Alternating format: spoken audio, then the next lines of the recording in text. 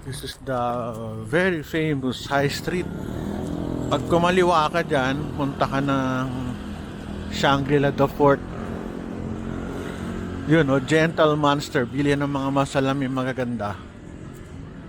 Ito yung dating sikat na LED wall nila oh. Hindi no. Pag linggo, minsan sinasara nila to eh. Parang merong mga tindahan sa gitna. Pero recently hindi na. Ito, Sports.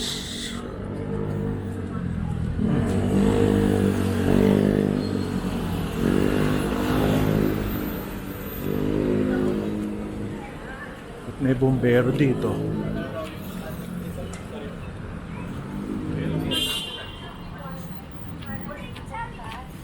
Bonifacio High Street.